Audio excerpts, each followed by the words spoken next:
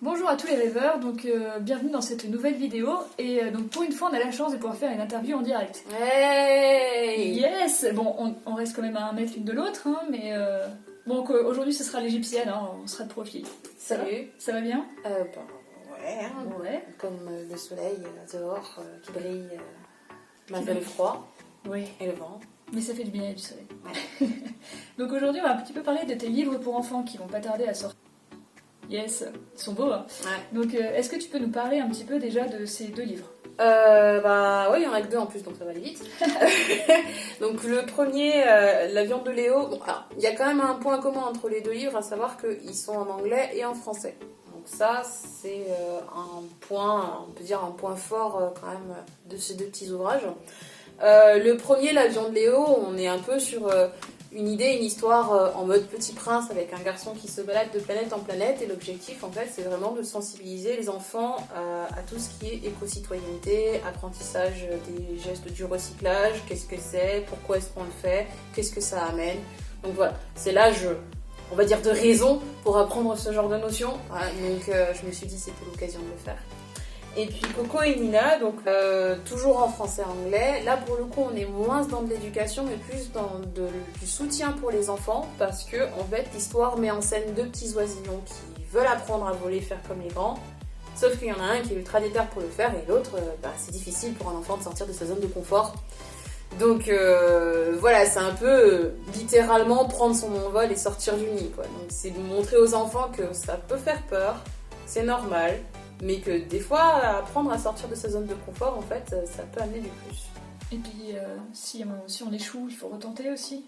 Bah oui, mais si on échoue, au final, c'est pas si grave que ça. Voilà. C'est surtout le concept de, comme disent les scientifiques, essai, erreur. C'est mon âme de scientifique qui parle. Mais oui, voilà. Au pire, il tombe sur la branche, quoi. Il ira pas très très loin. Mais par contre, si on réussit, les résultats sont là. Et ça vaut le coup. Ah bah c'est bien. Comment t'en es venue à écrire des livres pour enfants? Ça a commencé avec La viande de Léo, parce qu'il fut un temps où je voulais faire quelque chose pour le monde, et donc j'avais fait des études en environnement, sauf que le monde n'a pas voulu faire de choses pour moi. Et du coup, j'ai travaillé dans une association d'éducation à l'environnement, et on devait apprendre à des enfants dans un centre aéré, donc pendant 3 heures, le concept de tri et de recyclage. Donc vu que c'est quand même compliqué de garder des enfants de moins de 8 ans sur un thème aussi compliqué, assis et concentré pendant 3 heures, il a fallu qu'on fasse preuve de créativité. Et je me suis dit, pourquoi pas créer un compte. Donc j'ai créé un compte qui finalement n'a jamais été utilisé, et je me suis dit, mais c'est quand même dommage, parce qu'il est là, il est original, il est sympa. Enfin, moi j'en ai quand même parlé avec les formatrices du centre, et du coup on était tous super enthousiastes à l'idée de l'utiliser. Sauf que finalement ça s'est jamais fait, et vu qu'entre temps j'ai eu la possibilité de sortir des livres, je me suis dit pourquoi pas des livres pour enfants. Et à cela, ma mère a rajouté sa petite graine en me disant, mais quitte à faire un livre pour enfants, autant le faire en français-anglais. C'est original, c'est sympa pour les parents, ça peut être très, très pédagogique aussi. Et je me suis dit, mais c'est l'idée du siècle. C'est effectivement une très très bonne idée, parce que du coup les enfants peuvent apprendre l'anglais, et vous pouvez même l'offrir si vous avez des enfants bilingues dans votre entourage aux enfants bilingues, et ça leur permettra d'avoir des notions de français. Donc tester et approuver. Ma mère, elle a essayé, elle a envoyé à une amie qui a ses enfants au Canada. Et eux, pour le coup, c'est pas l'anglais qu'ils apprennent, c'est le français. Ah bah moi j'ai une de mes meilleures amies en Nouvelle-Zélande, et elle a tes 2 livres. Ouais. Et pareil, les enfants sont super fans, c'est leur livre préféré. Donc franchement, n'hésitez pas, c'est vraiment des livres que les enfants adorent, parce que ça raconte une histoire, ça apprend des choses, et en même temps, on apprend une nouvelle langue. Et en plus, le gros plus quand même, c'est que les livres sont entièrement illustrés. C'est Anne-Caroline Tabuccio qui a fait pour le coup les illustrations. Je suis très cool. Je suis très cool, voilà. Et il faut dire qu'elle a fait un travail juste excellent. Les illustrations de chaque passage sont très parlantes, c'est-à-dire que même si on maîtrise aucune des 2 langues, on comprend quand même ce qui se passe avec les illustrations. Et donc c'est un livre qui est amené à grandir avec les enfants au final. Est-ce que c'est difficile d'écrire pour les enfants? Ça peut l'être, parce que contrairement aux adultes, il faut qu'on fasse attention au vocabulaire qu'on utilise. Parce que les parents ne pourront pas forcément avoir la patience d'expliquer tous les mots de la phrase. Moi je sais que je l'ai pas eu. Non, puis c'est vrai que quand tu lis une histoire à ton enfant le soir, t'as pas forcément envie de t'arrêter toutes les 2 secondes pour leur apprendre des mots. C'est ça. Et puis après, une fois que l'enfant a le livre tout seul dans les mains, il faut aussi qu'il puisse pouvoir lire et la simplicité des phrases fait qu'ils restent accrochés à l'histoire. Donc ça c'est déjà un premier obstacle. Le deuxième obstacle c'est de ne pas se laisser avoir par son imagination et d'écrire 40 pages. Parce que l'enfant ne restera pas sur l'histoire pendant 40 pages. Surtout qu'il faut laisser la place pour les illustrations. Donc des phrases simples, une histoire simple aussi, mais accrocheuse, avec un maximum de rebondissements, un minimum. Si t'as concentré sucré-salé de bonheur. Mais absolument. Oui, donc c'est vrai qu'effectivement, il faut vérifier le fond et la forme aussi. Voilà. Et puis moi, j'aime bien avoir une idée derrière le texte, pas juste écrire un livre pour écrire un livre. Donc aussi trouver le message que je voudrais faire passer aux enfants et de façon à ce que les enfants puissent le comprendre.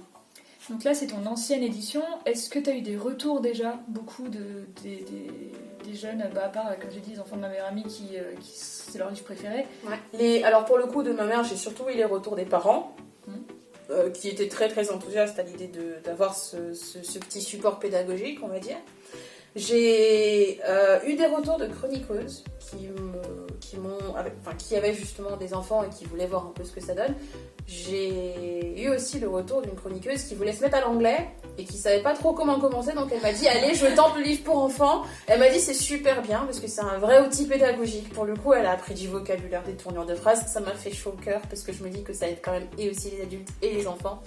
Donc voilà. Et pour le coup, les enfants, j'ai eu d'excellents retours sur l'histoire.